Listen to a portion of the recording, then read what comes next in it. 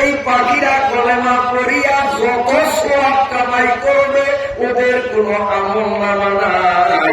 সমস্ত সওয়াব গুলো যিনি কলেমা পড়লেন তার আমলনামায় জমা হতে থাকবে। এই যে এখন কলেমা পড়লাম, এই কলেমা আসে নিচে, খালি কলেমা পড়তে আছে, কতদিন পড়বে? কিয়ামত পর্যন্ত, ইলা ইয়াউমিল কিয়ামা। কিন্তু ও কোন সওয়াব পাইবে না, যত সওয়াব হয় সব আমার আর আপনার আমলনামা জমা হবে। চলে বলেন লা ইলাহা ইল্লাল্লাহু মুহাম্মাদুর রাসূলুল্লাহ। কালেমার অর্থ জানেন না আপনারা? লা ইলাহা অর্থ কি? কোন মাবুদ নাই, ইল্লাল্লাহ তবে একজন আছে, একজন আছে, আপনি। লা ইলাহা কোন মাবুদ নাই, ইল্লাল্লাহ আল্লাহ ছাড়া।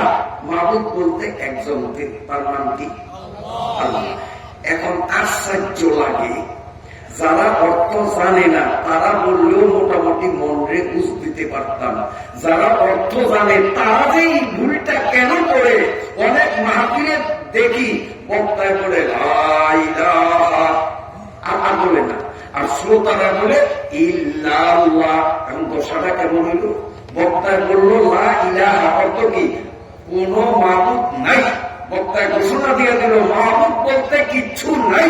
শ্রোতারা সাথে সাথে তার কথাকে ডিনাই করে, প্রত্যাখ্যান করে, রদ করে, শ্রোতারা উচ্চ স্বরে কয় ইল্লাল্লাহ। ও বক্তা, তুমি তো বেঈমান হয়ে গেছ, কোন মাবুদ নাই বলিয়ে চুপ করছ। আমরা শ্রোতারা আমাদের দিশা ঠিক আছে, আমরা বললাম একজন আল্লাহ আছে। শ্রোতারা সব ইমানদার, বক্তা ফ্যাশন করিয়া দেয় না। এরকম বলে কি বলে না? বক্তা লা ইলাহা বলে সামনে টুক বলেন, এটা একটা ফ্যাশন। ইল্লাল্লাহ বলতে শরম লাগে। ওই আমার আব্বা বলতেন, এক মহিলা, তার স্বামীর নাম রহমতুল্লাহ। তা আগেকার মহিলারা স্বামীদের নাম মুখে উচ্চারণ করতে লজ্জাবোধ করতো, মুরব্বীরা বলেন, ঠিক না? আর এখন তো মহিলারা স্বামীর নাম ধরিয়া বলেন তুই তাঙ্গা করিয়া, আব্দুল করিম শুনিয়া যাব। বউ স্বামীরে ডাকে। কিন্তু আগের আমলে স্ত্রীরা স্বামীর নাম মুখে নিতে লজ্জা হয়তো।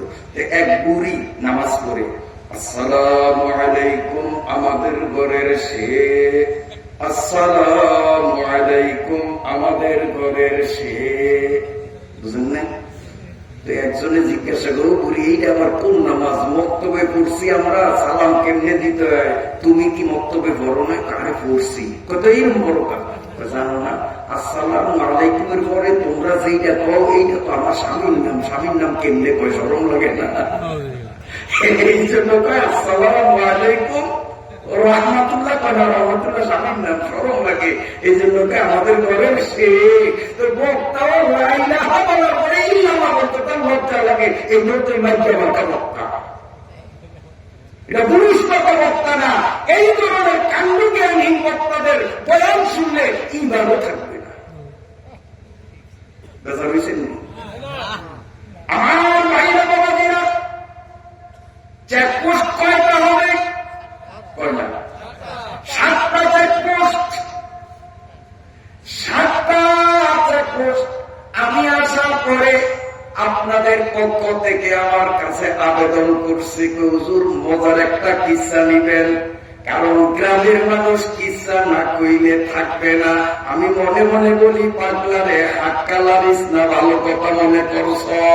আজকে কিস্সার আমি বলবো না, ইনশাআল্লাহ প্রমাণ করে দিব। কিস্সা ছাড়াও কোরআনের পানি শুনে মুসলমান জমে বসে থাকতে পারে কিনা? কোনো কিচ্ছা হবে না আজকে, কারণ আয়াতে কিস্সা নাই। আমি কিস্সা বললে তো তাফসীর হবে না। আমার ভাইরা বাবাজিরা, 7টা চেকপোস্ট আমার মনে। 1 নম্বরে ঈমান, 2 নম্বর হবে রোজা, 3 নম্বর হবে যাকাত, 4 নম্বর হজ, 5 নম্বরে উমরা, 6 নম্বরে চেক হবে পরের হক, বন্দার হক। এখন বন্দা বলতে শুধু মানুষরে মনে করি, আসলে মানুষ না। আল্লাহর যত সৃষ্টি সব কিছুই আল্লাহর বন্দা, কারণ সবাই মালিকের জিকির করে। এখান থেকেই তো গেছিলাম, গোলা পাচ্ছি আপনার করে, এখান থেকে গেছিলাম না। এখন আসেন, যারা হাঁস মুরগি পালে, মা বোনরা ভালো করিয়া শোনেন, হাঁস মুরগি পালেন, ঠিক মতো সংসারের কাজের ঝামেলার মতো পুরা ঠিক মতো দেন না। হাঁস মুরগা চেঁচামেচি করে পেটের ক্ষুদায় উৎপাদ করে ঠিক মতো দেন না। কিন্তু যেদিন বাংলা বাজার হাটবার দিন মোরগ বিক্রি করতে পাঠাবেন, সেদিন দেখা যায় পাও দিয়া পাড়াইয়া ধরিয়া, ও খাইতে পারে না, পেট ভরছে আঙ্গুর দিয়া ঠেলিয়া ঠেলিয়া গুড়া খাওয়া। পেট ভরছে খাইতে চাবে, খাবি টাকা তবে আরে ভাবানো কাস্টমার জাগাইয়ে করবে না, এটা ওষুধ বেশি দিন বেশি দিন। আল্লাহর হক সাথে সাথে বন্দার হক। এই হাঁস মুরগিও আল্লাহর বন্দা। নিয়মিত তারে যেমন আদার খাওয়ান না, যেদিন বাজারে পাঠাবেন একই নিয়মে আদার খাওয়াইতে হবে। যদি পরিমাণে বেশি খাওয়া, তাহলে আল্লাহর বন্দা ওই হাঁস বা মুরগের হক নষ্ট করলেন, চেক পোস্টে কিন্তু ধরা খাওয়া লাগবে। আল্লাহর পয়গম্বর সাল্লাল্লাহু আলাইহি ওয়াসাল্লাম বলেন, মান কাশা ফালাইসা মিন্না, যেই ব্যক্তি অন্যরে ধোঁকা দিবে, আমি রাসূল ঘোষণা দিলাম সে আমার উম্মত না। সবাই বলি নাউযুবিল্লাহ। নিয়মিত হাঁসের মুরগিরে আবার যা খাওয়াও, বাজারে পাঠানোর দিন বেশি পরিমাণে খাওয়াইলেন পাবলিকের ধোঁকা দেওয়ার জন্য। যারা গরু পালে মাসে একদিন গরুর গোসল করায় না, যেদিন গরু বিক্রির জন্য বাজারে নিবে সেদিন শ্যাম্পু দিয়া গোসল করায়। নবী কথা কই, হ্যাঁ, যাতে কাস্টমার দেখলে না চকচক করে এই কিন্তু বন্ধর হাত নষ্ট। আল্লাহ প্রতিটি মাখলুকের হক সঠিকভাবে আদায় করলাম কি করলাম না। 6 নম্বরের চেক পোস্টের মধ্যে বহু মানুষ ধরা খাইয়া যাবে, ফেরেশতারা লাথি মারিয়া জাহান্নামে ফেলে দিবে। নাউযুবিল্লাহ। 7 নম্বর চেক পোস্ট, এটা আপাতত এখন পাঠ করে বলবো ইনশাআল্লাহ। আমার আল্লাহ বলেন, ইন্না জাহান্নামা কানাত মিরসাদা লিত্তাগিনা মাআবা। বলুন সাদাকাল্লাহুল আলিয়্যুল আযীম। আয়াতের অর্থ হলো, নিশ্চয়ই জাহান্নামের উপরে রয়েছে চেকপোস্ট, আর এই জাহান্নামটা হবে সীমা লঙ্ঘনকারী নাফরমানদের ঠিকানা। এরপরে আল্লাহ বলেন, লাবিসিনা ফিহা আহকাবা, যুগ যুগান্তর ধরিয়া এই নাফরমান গুলো জাহান্নামের মধ্যে সাজা ভোগ করবে। এই জাহান্নামে যেই মানুষগুলো যাবে তারা 2 প্রকার। এক প্রকার যারা মুশরিক বেঈমান অমুসলিম, এরা জাহান্নামে যাবে। একবার জাহান্নামে যাবে আর কখনো তাদের মুক্তির ব্যবস্থা হবে না। আর একদল মানুষ ঈমানদার, এক আল্লাহতে বিশ্বাসী, মুহাম্মদুর রাসূলুল্লাহকে আখিরি নবী হিসেবে বিশ্বাস করে, কোরআন যে আল্লাহর কালাম তাও বিশ্বাস করে, কিন্তু নামাজ পড়ে না। আসেনি?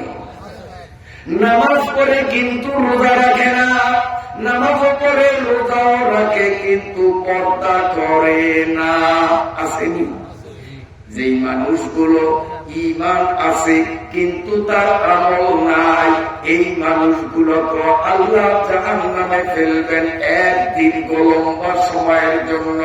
কেউ হাজার হাজার বছর, কেউ লক্ষ লক্ষ বছর, কেউ কোটি কোটি বছর, কেউ বিলিয়ন ট্রিলিয়ন সংখ্যক বছর জাহান্নামের আগুনে জ্বালাও পোড়াও হওয়ার পরে ঈমান ইমান থাকার সুবাদে একদিন না একদিন জাহান্নাম থেকে তাকে মুক্ত করা হবে।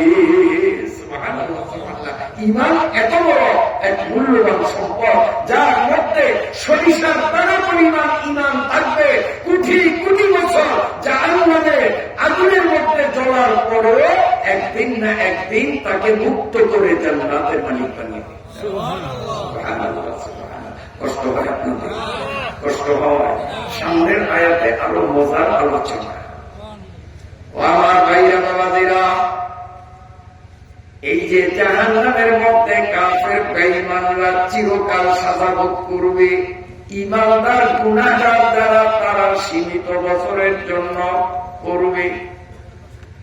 আল্লাহ রাব্বুল আলামিন এই ঈমানদার গুনাহগারদের জন্য যত বছর সাজা ফয়সালা করবেন, কথার কথা ধরেন 1 কোটি বছর, এইরকম ঈমানদার কিন্তু গুনাহ করছে, বিচারে 1 কোটি বছর জাহান্নামের সাজা ভুগতে হবে, ফয়সালা হয়েছে।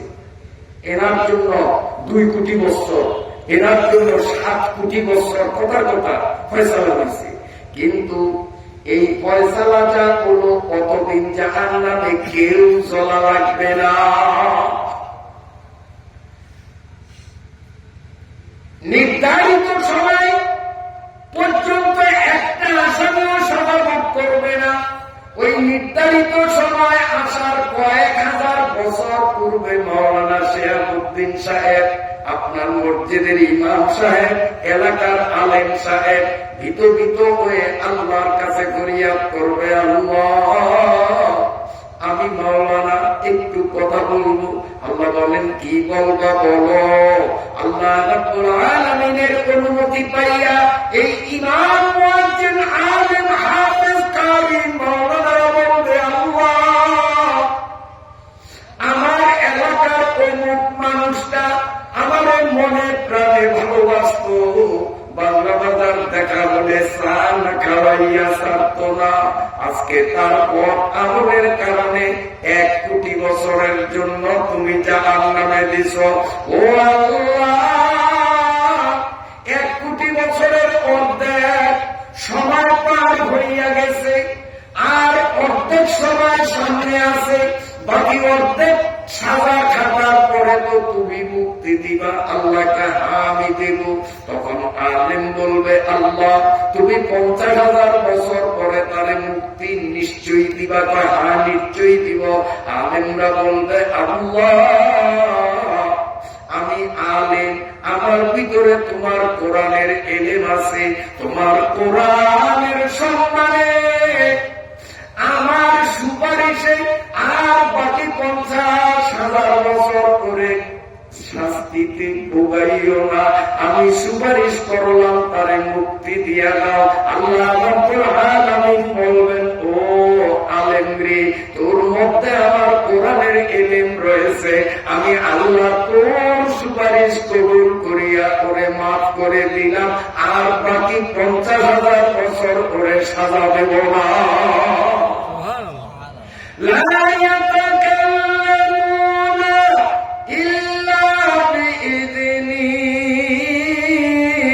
এই সূরার একেবারে শেষ প্রান্তে আমার আল্লাহ রাব্বুল আলামিন বলেন, لا يتكلمون إلا من أذن له الرحمن وقال صوابا।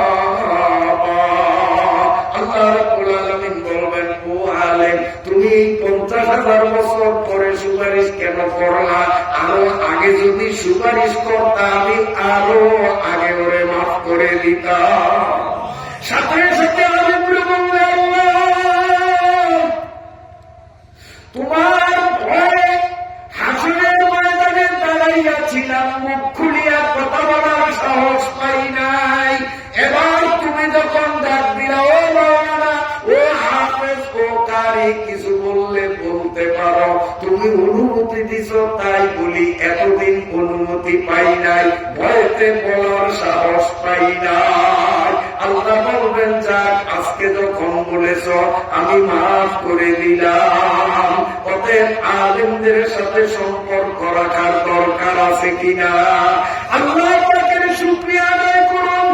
আলেমদের সাথে আপনাদের আন্তরিক সম্পর্ক অটুট রয়েছে, তার বহিঃপ্রকাশ দেখাইয়াই তো আজকের মাহফিলে আমাদের আশা, ঠিক না ঠিক? হয়তো আজকের মাহফিলের উপস্থিতিকে উপলক্ষ করে আমার আল্লাহ আমারে হাজার হাজার বছর আগে মাফ করে দিতে পারে। একে দশমে যাবেন বাপনা সাইনাবাসী সায়ালোকে নে গায়ে গুনা দোয়া গানাবাসী। আমার ভাইরা জাহান্নামের আগুনে 1000 বছর 50,000 বছর দূরের কথা, 1 সেকেন্ড জ্বলব এবং শক্তি আমাদের কারো না। কারণ জাহান্নামের আগুন বড় কঠিন। হযরতে আনাস ইবনে মালিক রাদিয়াল্লাহু তাআলা আনহু থেকে হাদিস বর্ণিত। সাহাবী আনাস রাদিয়াল্লাহু তাআলা আনহু বলেন, একদিন রাসূলুল্লাহ সাল্লাল্লাহু আলাইহি ওয়াসাল্লামের সামনে জিবরাইল হাজির। জিবরাইল কোপাইয়া কান্দে। জিবরাইল ফেরেশতার 2 চোখ থেকে টপ টপ করে পানি ঝরে। আল্লাহ পাকের নবী বললেন, ও জিবরাইল, প্রতিদিন আমার কাছে তুমি হাস্যোজ্জ্বল মুখে আসো, আজকে কেন বেজার মুখে আসলা? আজকে কেন তোমার মুখ বলি? আজকে কেন তোমার চক্ষু থেকে অশ্রু ঝরছে? হযরতে জিবরাইল আস্তে আস্তে বলেন, ইয়া রাসূলুল্লাহ, আমি আপনার কাছে আসতে যখন রওনা দিলাম, আজকে আসার সময় জাহান্নামের পার্শ্ব দিয়ে আমি আসলাম। ইয়া রাসূলুল্লাহ, জাহান্নামের কঠিন আযাবের গজব, জাহান্নামের জ্বলন্ত আগুনের ভয়াবহ দৃশ্য আমার মন কাঁপিয়ে দিছে। জাহান্নাম দেখিয়া আমার বুকের হাসি ঘুরাইয়া গেছে। আল্লাহ পাকের পয়গম্বর হযরতে জিবরাইলকে বললেন, জিবরাইল, জাহান্নামে কি কি আযাব দেখছো? আমার একটু খুলিয়া বলো, জাহান্নামের আগুনের বিবরণটা একটু বলো তো দেখি। হযরতে জিবরাইল বলেন, ইয়া রাসূলুল্লাহ, আল্লাহ রাব্বুল আলামিন একদল ফেরেশতারে হুকুম করছেন আগুন জ্বালা। ফেরেশতারা জ্বালাইছে। আল্লাহ বলেন, আগুনের ক্ষমতা বাড়াও, ওর দাহিকা শক্তি উত্তাপ বাড়াইতে থাকো। ফেরেশতারা বাড়াইতে বাড়াইতে বাড়াইতে বাড়াইতে 1000 বছর পর্যন্ত খালি 24 ঘন্টার প্রতিটি সেকেন্ড আগুনের শক্তি বৃদ্ধি করলো। আগুনগুলো লাল টকটকে রূপ ধারণ করলো। 1000 বছর করে ফেরেশতারাকে আল্লাহ আগুনের শক্তি বাড়াইতে বললা। 1000 বছর পর্যন্ত বাড়াইয়া লাল বানাইয়া দিলাম। আর কত বাড়াবো কিচ্ছু বলো না। আল্লাহ রাব্বুল আলামিন সঙ্গে সঙ্গে ফেরেশতাদেরকে বলেছেন, না, এই আগুনে পোষাবে না। আমার কতগুলো গুনাহগার উম্মত, এদের সামনে আলেমরা গলাবাজি করিয়া আমার কোরআনের আয়াত ব্যাখ্যা শুনাইছে, তাদের মন গলে না। ওই নাফরমানদের সত্যমন গলাইতে এই আগুনে পোষাবে না, এর শক্তি আরো বাড়াও। হযরতে জিবরাইল বলেন, এবার ফেরেশতারা নতুন করিয়া আগুনের স্পিড বাড়াইতে বাড়াইতে বাড়াইতে বাড়াইতে দ্বিতীয় 1000 বছর পার করিয়া আগুন গুলারে একেবারে নীল রঙের বানাইয়া দিল। এবার বলেন, আল্লাহ 2000 বছর যাবৎ আগুনের তাপ বাড়াইলাম, আর কত বাড়াবো?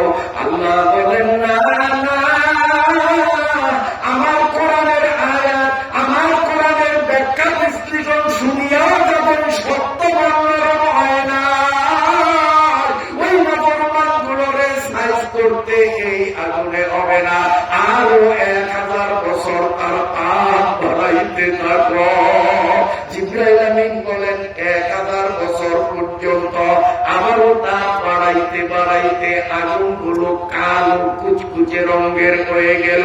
আল্লাহ পাকের নবী বলেন, এ দুনিয়ার মানুষরা, একটা সোনা সুই দিয়া এই মাটিটাকে যদি ছিদ্র করিয়া জাহান্নাম পর্যন্ত ছোট্ট ছিদ্র করা হয়, এই সুইয়ের ছিদ্র পথ দিয়া জাহান্নামের যতটুকু উত্তাপ আসবে, ওই উত্তাপে আকাশের মেঘের পানি শুকাইয়া যাবে, নদী সাগরের পানি শুকাইয়া যাবে, টিউবওয়েলের পানি শুকাইয়া যাবে। শুধুমাত্র এই মাটির সোনামুখে সুই দিয়া যদি ছিদ্র করা হয়, মিশকাত শরীফের প্রথম খণ্ড, মিশকাত শরীফের প্রথম খণ্ডে হাদিসটি উদ্ধৃত হয়েছে। নবী আমার বলেন, একটা সোনামুখী সুই দিয়া মাটিটাকে যদি জাহান্নাম পর্যন্ত ছিদ্র করা হয়, এই সরু ছিদ্র পথ দিয়া জাহান্নামের যেই গরম ভাব আসবে, এই ভাব সইতে না পারিয়া আকাশের সব পানি শুকাইয়া যাবে, নদী নালা খাল বিল পুকুর পুষ্করণী টিউবওয়েলের পানি শুকাইয়া যাবে। পৃথিবীর পশ্চিম থেকে নিয়ে পূর্ব, উত্তর থেকে নিয়ে দক্ষিণ পর্যন্ত সারা পৃথিবীর কোন প্রাণীরা বাঁচতে পারবে না। সারা দুনিয়ার কোন লতা পাতা গাছ গাছালি সবুজ থাকবে না, যদি একটা সুয়ের ছিদ্র পথের তাসির যদি এত ভয়াবহ, নাফরমানরে যখন জাহান্নামের এমন আগুনে বাড়ানো হবে, মাথার উপরে আগুন, পায়ের নিচে আগুন, ডাইনি আগুন, বামের আগুন, সামনে আগুন, পিছনে আগুন, এই আগুনের মধ্যে আগুন ডুবু খাইবেন, কথাটা কেমন তখন বুঝবে। আসাউ পাতারা ইদান কাছা পালু কুবারু আপাবাসুন তারাতারি জিলিকা মিল ইমারু। ভাইরা, ওই আগুনের তাপ সইবার মতো শক্তি আছে তোমাদের জীবনের? আছে? নাই।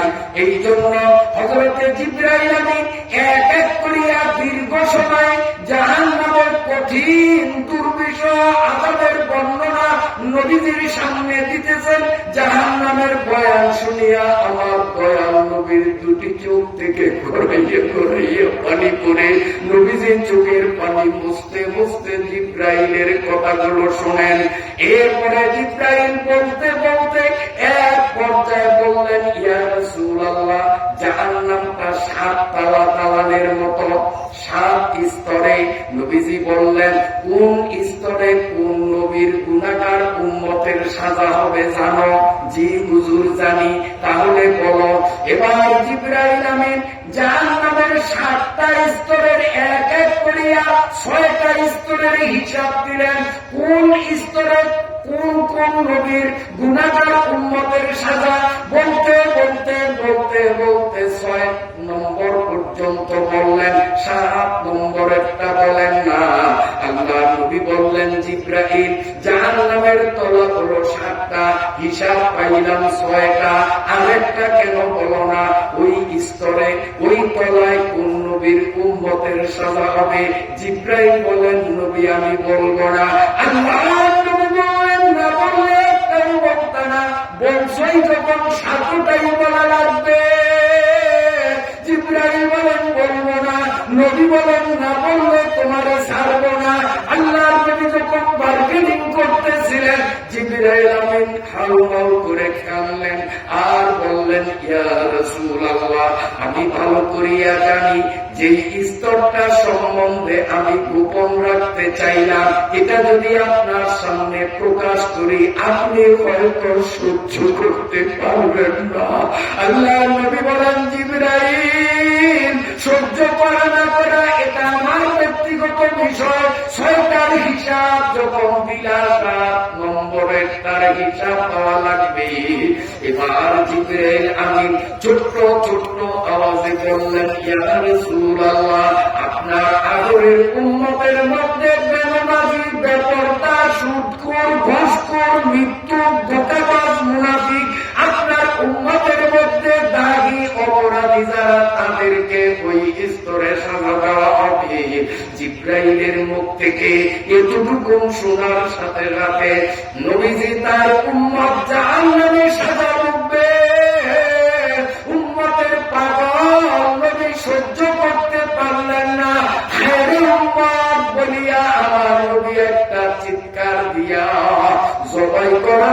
মুরগির মতো মাটিতে ছটফট করা আরম্ভ করেছে।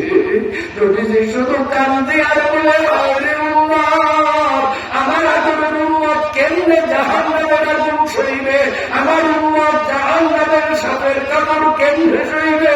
আমার উম্মত গুলো জাহান্নামের কুঞ্জের আঘাত কেমনে সইবে? নবীজি অজ্ঞান হইয়া জবাই করা মুরগির মতো যখন ছটফট ছটফট করতেছিলেন, জিবরাইল আমিন টান দিয়া নবীজির মাথাটা নিজের রানের উপর রাখিয়া আল্লাহর নবীর মাথায় আলতো ভাবে তেল পানি মালিশ করতে করতে আমার নবীর যখন হুঁশ ফিরে আসলো, আল্লাহর নবী জিবরাইলের মুখ পানে তাকিয়ে বললেন, জিবরাইল রে, কি শুনাইলি, কি শুনাইলি? আমার কলিজা পাকিয়া যায়। সত্যি বলতো, আসলে কি আমার উম্মত জাহান্নামে যাবে কিনা? জিবরাইল বলেন, নবী গো, যা বলেছি সত্য বলেছি, আপনার একদল উম্মত জাহান্নামে যাবে।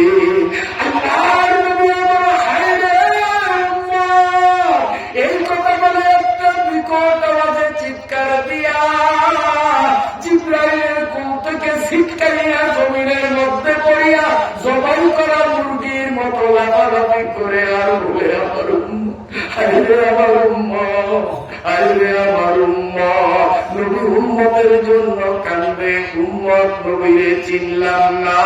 তুকু সুন্নতে আমদ পূজা বা মোহাম্মদ কাবা শুধু নিসবতরা লৌকানা হুব্বুকা সাবিকান আতাতাহু ইন্নাল মুহিব্বা লিমান ইউহিব্বু মুতিউ। আল্লাহু আকবার। জিবরাইল আমিন দেখলেন নবীজি আবারও অজ্ঞান হয়ে গেছে, নবীজি হুঁশ নাই।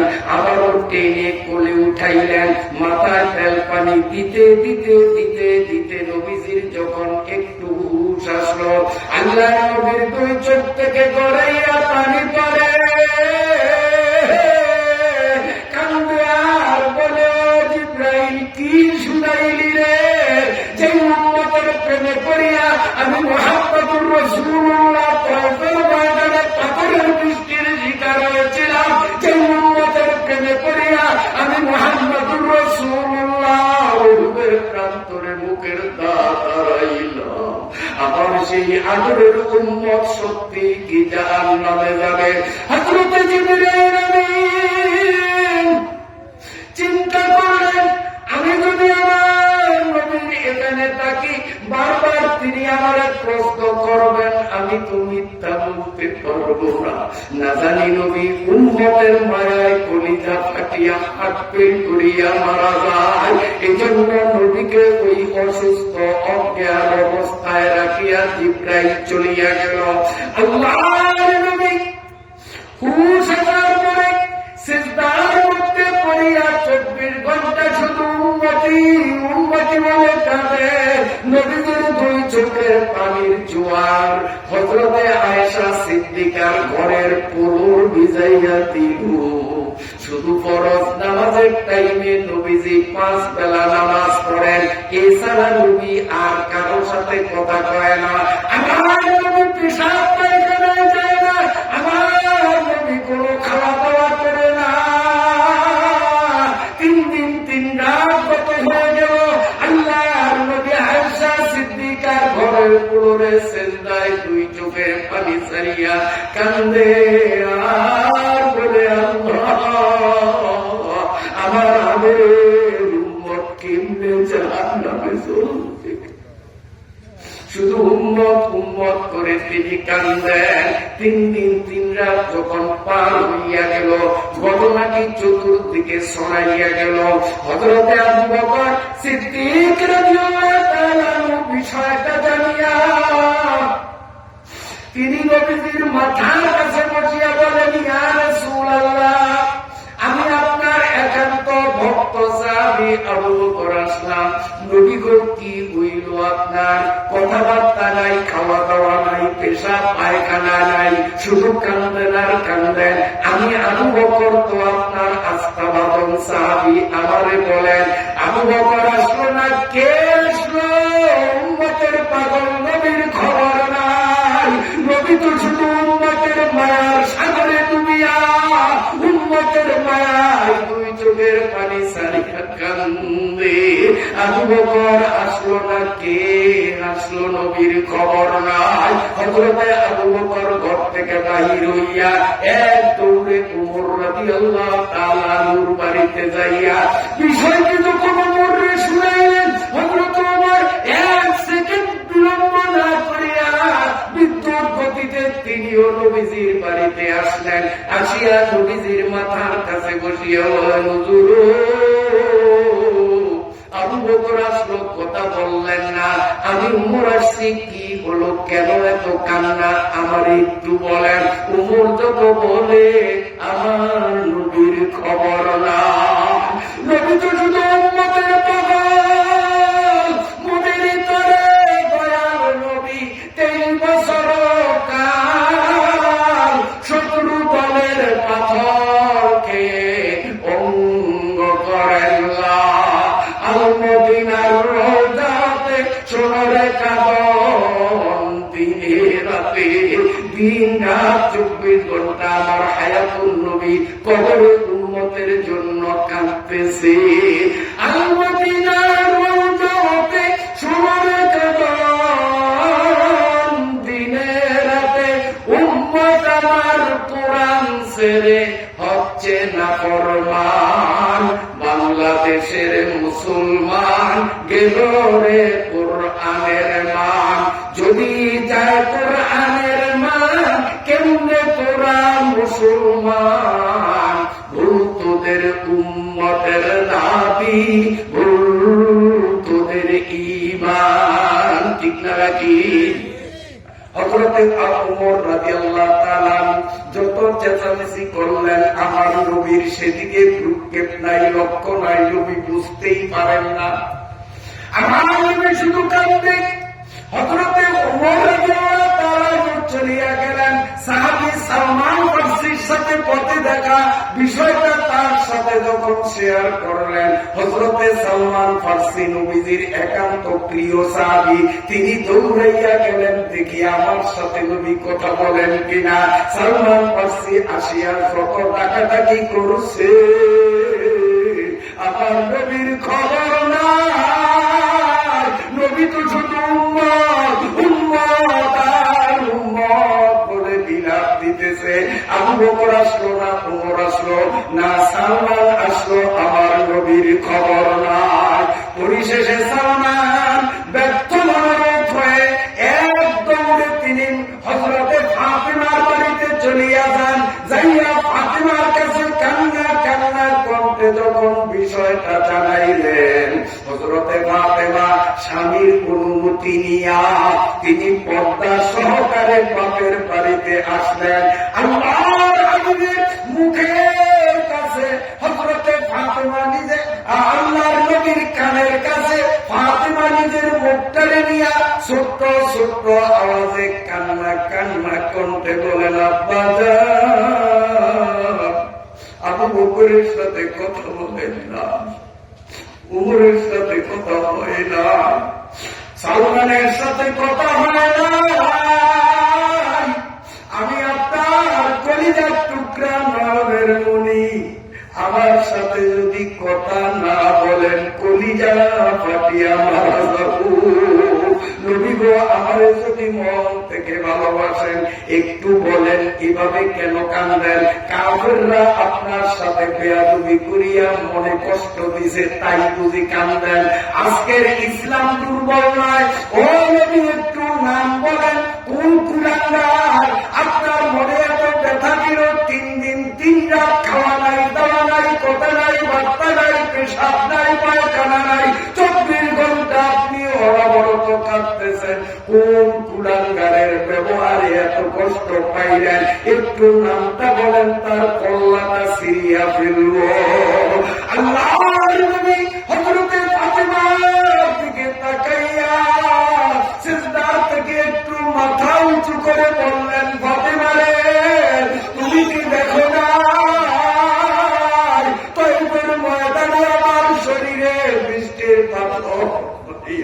আবার একে একে 3 বার অজ্ঞান করেছে। कर दिया जंगे हुक्मे मुस्तफा शहीद, ये शरीयत ये तरीकत हमको मिलने के लिए। আল্লাহ নবী বললেন, তুমি কি দেখো নাই উহুদের ময়দানে কত বেয়াদবি করছে, আমি কান্দি না।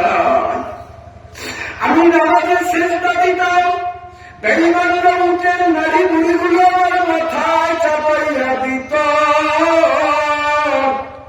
আমার পাগল জাদুকার বলতো কোনদিন কান্দি নাই, কাফেরদের অত্যাচারে অতিষ্ঠ হইয়া কান্দি না। ফাতেমারে গত 3 দিন আগে জিব্রাইল আমারে শুনাইয়া গেছে, আমার উম্মতের কিছু মানুষ নাকি জাহান্নামে যাবে। আমি তো উম্মতের পাগল নবী সইতে পারি না।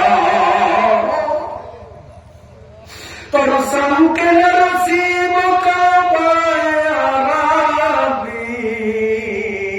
কি রাজ কি তু মিরবি বতুর্কিস্তান।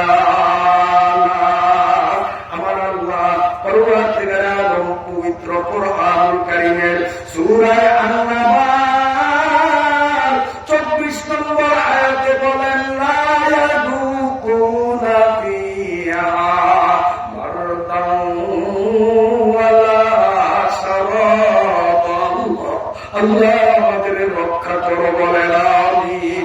আমার আল্লাহ স্পষ্ট জানাইয়া দিলেন, এ আমার বান্দা, কি জওয়ান কি বুড়া, কি আলেম কি জেলে চাষি, কি নেতা কি কর্মী, আল্লাহ সবাইকে সম্বোধন করিয়া বলতেছেন, আমার আল্লাহ লা ইয়াযুকুনা ফিহা মারদান ওয়ালা শারাবান।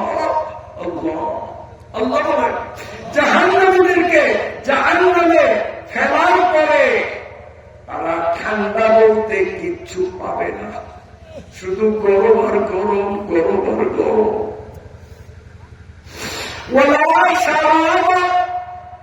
হাজার হাজার লক্ষ লক্ষ বছর জাহান্নামের আগুনে জ্বলতে জ্বলতে পিপাসায় কলিজা শুকাইয়া যাবে।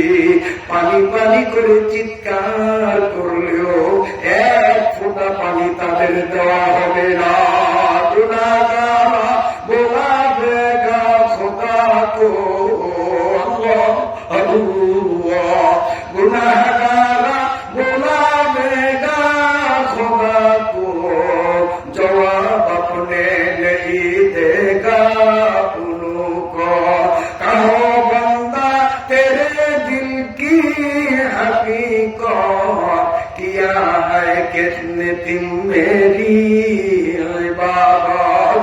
ये बातें जब खुदा ताला पूछेगा, गुनाहगारा बहुत शर्मिंदा होगा। আল্লাহর কাছে পানি পানি পানি পানি করে চিৎকার করবে, হাজার হাজার লক্ষ লক্ষ বছর চিল্লাবে, আমার আল্লাহ কোনো জবাব দেবে না। এক সময়ে আল্লাহ গুসা করিয়া রাগ করিয়া বলবেন, আমারে কেন বলাও, কেন চিল্লা চিল্লি করো? আমি আল্লাহ তোমাদের থেকে জানতে চাই, আমি তোমারে দুনিয়ায় জীবন দিয়েছিলাম, তোমারে সম্পদ দিয়েছিলাম, তোমারে সমাজে সম্মান দিয়েছিলাম, আমার জন্য কি পরিমাণ ইবাদত করে আনছো দেখাও। দুনিয়ায় যখন আমার কথা শুনলাম, আমার কোরআনের মজলিস তোমার বাড়ির কাছে এলাকায় বোঝানো হলো, আমার কোরআনের বৃত্তান্তগুলি দেখাইয়া বাড়িতে ছিলা, আমার কোরআনের মজলিসে আসলা না, আসলা কিন্তু কোরআনের কথা শুনিয়া মন নরম করলা না। কাযালিকাল ইয়াউমা তুসা, দুনিয়ায় যেমন আমার কোরআনে ভুলিয়া রইলা, আজ আমি আল্লাহ তোমাদের ভুলিয়া রইলাম। লক্ষ বছর তুমি চিল্লাও, লা ইয়াযুকুনা ফিহা বারদান ওয়ালা শারাবা, এক ফোঁটা পানিও আমি আল্লাহ তোমারে দেব না। ফাসাউফা তারা ইযা কাশাফাল গুবারু আফারাসুমতা রিজলিকা আমিল হিমারু ইল্লা হামিমান ওয়া গাসসাকা। রাত্র বেশি হয়ে গেছে, আয়াতগুলো এখন ব্যাখ্যা না দিয়া শুধু অনুবাদ করিয়া আগাই। জান্নাতের একটু বয়ান আপনাদের শুনাইতে চাই। রাজি আছেননি? কে কে শুনতে রাজি আছেন? নারায়ে তাকবীর, নারায়ে তাকবীর। জাহান্নামের দুর্বিষহ আযাব আর গজবের আরো কতগুলি বয়ান আমি ব্যাখ্যা দেব না, শুধু আয়াত পড়ব আর বাংলা অর্থ করব। এরপরে জান্নাতের আয়াতে ঢুকিয়া সামান্য কিছু সময় বলব। দীর্ঘ আলোচনার টাইম নাই, কারণ 3 দিনের আর প্রথম দিন, এইটাও আমার মাথায় আছে, ঠিক না? শেষ দিন একটু লম্বা করা যায়, প্রথম দিন লিমিটেড ছাড়া লম্বা করা এটা ঠিক হবে না, এটাও মাথায় আছে। বলবো বলবো ব্যাখ্যা না, শুধু অনুবাদ। আমার আল্লাহ বলেন ইল্লা হামিমান ওয়া গাসসাকা। নাফরমানরা পানি পানি করিয়া যখন চিল্লাইবে আল্লাহ তখন তাদেরকে গরম পানি দিবে, ঠান্ডা না। কেমন গরম না বললে নয়, নবীজি বলছেন পানির গ্লাসটা যখন এভাবে পানি পান করার জন্য মুখের সামনে নিবে, ঠোঁটের কাছেও না, সামনে, এই গ্লাসের থেকে যে উত্তাপ ভাব গরম উষ্ণতা বাহির হবে, ওই ভাবে 2 ঠোঁটের গোস্তগুলো গলে গলে গ্লাসে পড়বে, গোটা নাক মুখ চেহারা কপাল গুলো গলিয়া গলিয়া পড়বে। এরপরেও এত যে তীব্র পিপাসা, এরপরেও সেই পানি মুখের মধ্যে নিয়ে যখন গিলবে, আবার নবী বলেন পেটের নারী পুরী গুলো মমের মতো গলিয়া পায়খানার রাস্তা দিকে বাইর হবে, মরণ কিন্তু হবে না। লা ইয়ামুতু ফিহা ওয়া লা ইয়াহইয়া, সুখের জীবনও নাই আর মরণও সেখানে নাই। জাযা ওয়া গাসসাকা, গরম পানি দিবে আর গাসসাক দিবে। গাসসাকের তাফসীরে 2টা অর্থ করা হয়েছে। গাসসাকের এক অর্থ প্রচন্ড ঠান্ডা পানি, প্রচন্ড ঠান্ডা, মানুষ পানি খায় সহনীয় ঠান্ডা, কেন এর দ্বারা তৃপ্তি হবে, পিপাসা নিবৃত হবে। আর পানির ঠান্ডা, তার এই শীতলতা যদি মাত্রা অতিরিক্ত হয়, বলেন এটা সুখের না দুঃখের? আল্লাহ বলেন অগাসাকা, গাসাক দেওয়া হবে, বরফের চেয়েও কোটি গুণ ঠান্ডা পানি তাদের দেওয়া হবে। ওই পানিগুলো মুখে নিয়ে যখন গিলবে, গোটা শরীর বরফের মতো জমাট বেঁধে যাবে। নাফরমান গুলো যত চিল্লাবে আমার আল্লাহ কোন জবাব দেবে না। গাসসাক শব্দের দ্বিতীয় অর্থ হলো পুষ। গোটা জাহান্নামের আসামীদের শরীর পুড়িয়া যে পুষ বাহির হইবে, পানি পানি করিয়া যে চিৎকার করবে, গ্লাস ভরিয়া ভরিয়া তাকে পুষ খাইতে দেওয়া হবে। সবাই বলি নাউযুবিল্লাহ।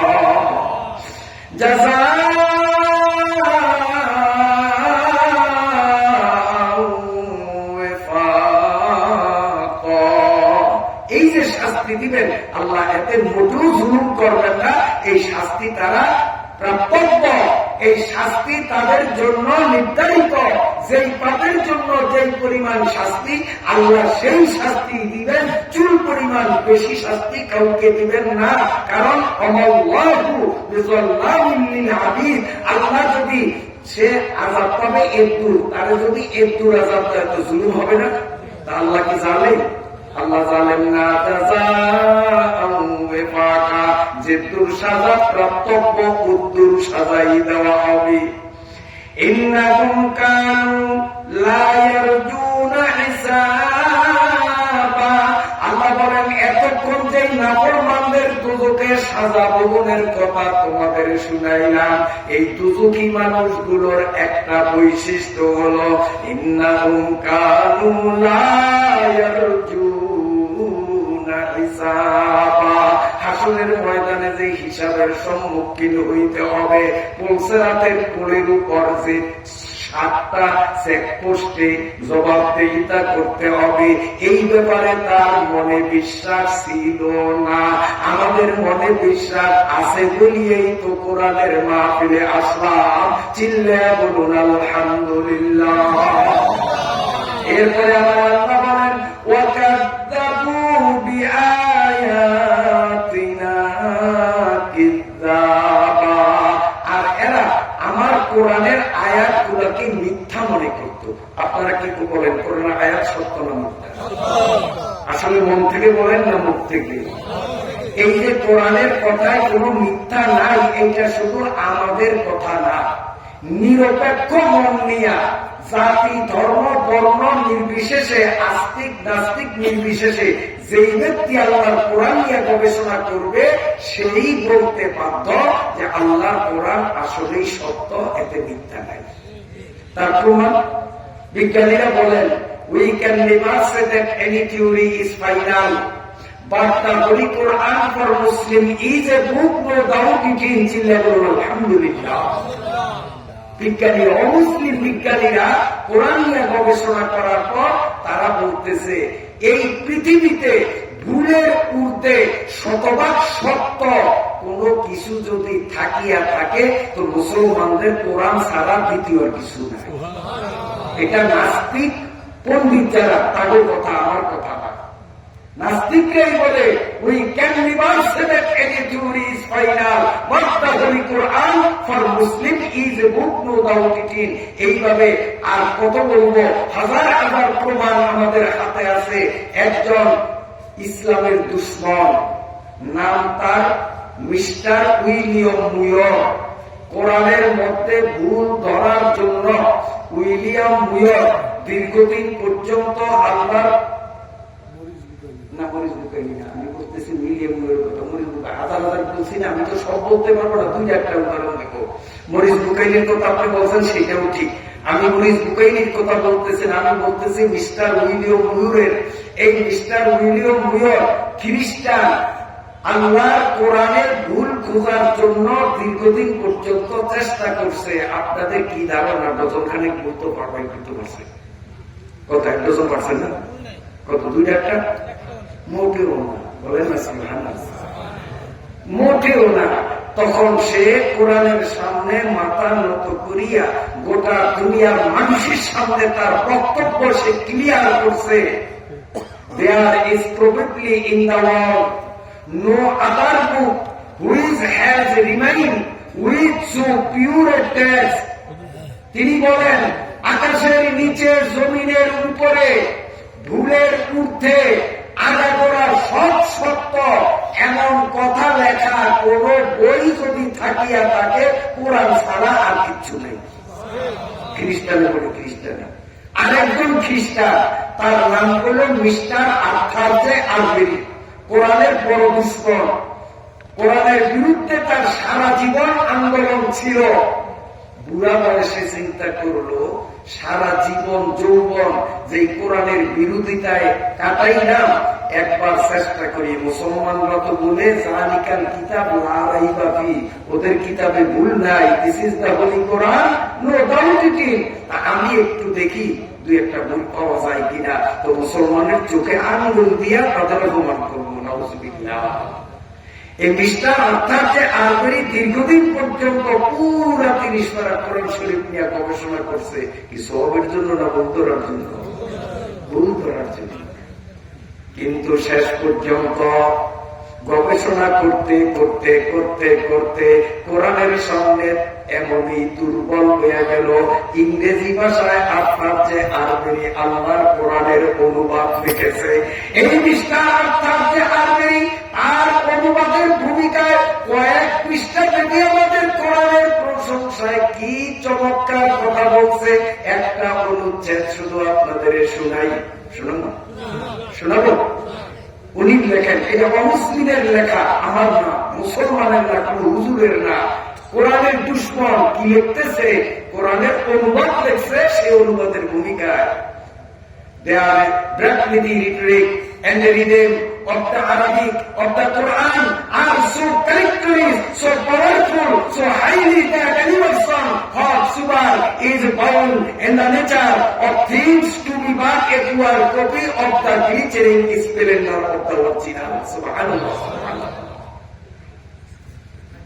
আমার ভাইরা বাবাজিরা, এজন্য বলেছি অনাবিল নিরপেক্ষ দৃষ্টিভঙ্গি নিয়ে জাতি ধর্ম বর্ণ নির্বিশেষে যে ব্যক্তি এই কোরআন নিয়ে গবেষণা করে কোরআন যে ভুলের ঊর্ধ্বে একথা স্বীকার না করে উপায় নাই।